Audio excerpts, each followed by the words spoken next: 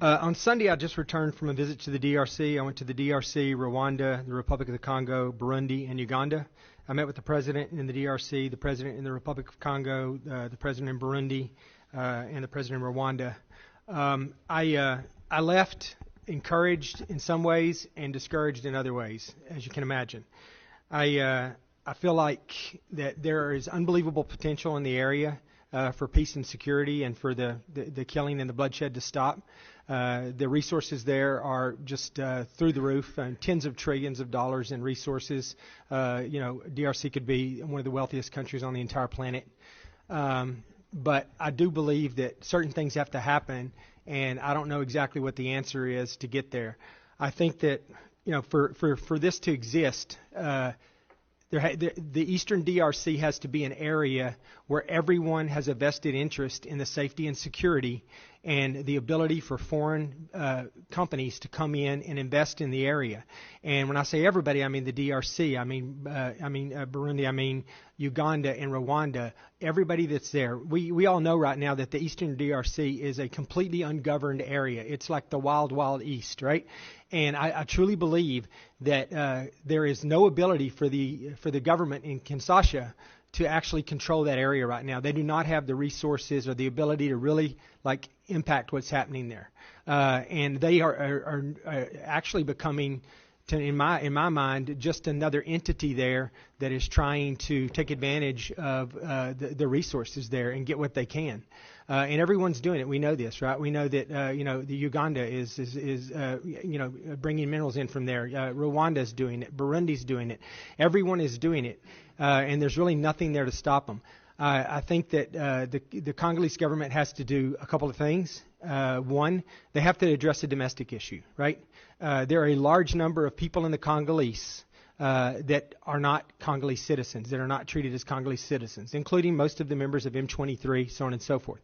Now, M23 is a rebel group, and we know that there's an influence there, and there's a component of the Rwandan defense forces, the Rwandan military.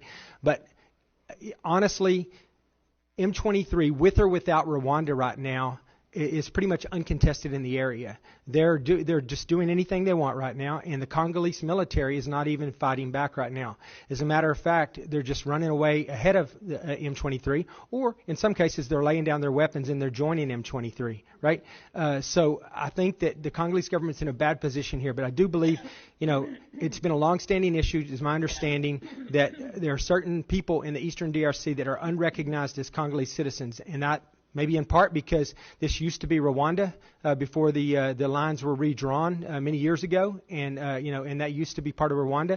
But I would submit to you that there's a large part of Uganda that also used to be Rwanda as well. And after it's been redrawn, now it's Uganda. Those people were immediately assimilated and treated as Ugandan citizens, but that has not happened in the DRC.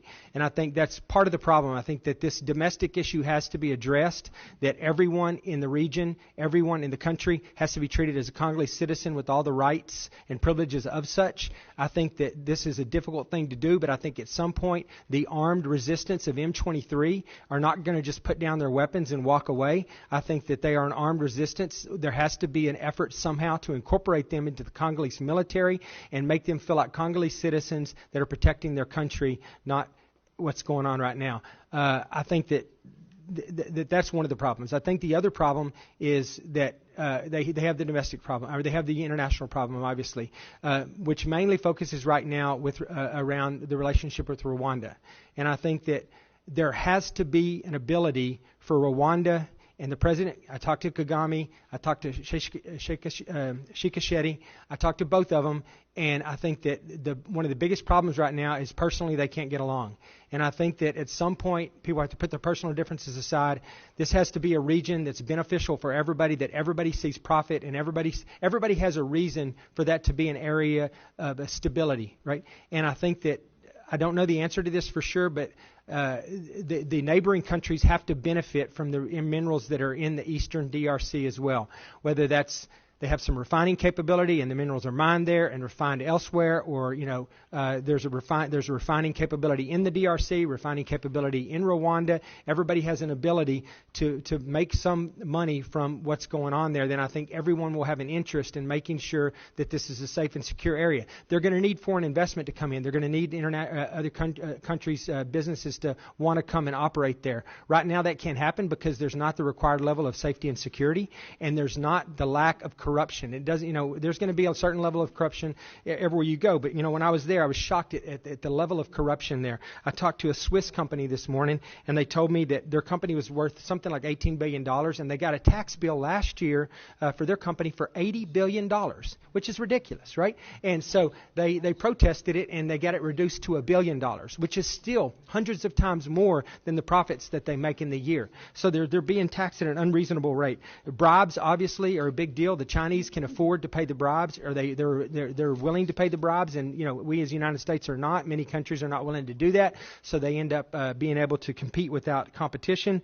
There's a biased justice system as well. You can never be assured that if you go there and you get into some kind of legal disagreement, that it's going to be a fair judgment, and they're going to rule in your favor if you're in the right. There's manipulated exchange rates. There's unreasonable fines. There's evidence everywhere that members of the government and their family are getting filthy rich from what's going on there, while the population there is starving and living in a horrible environment. I think that we have to come up with a way to fix this. I think that until that happens, a lot of this other stuff is not going to matter. I don't know the answer to this, but I would like to get your opinion, each of you. Do you think that in the current situation that we're in,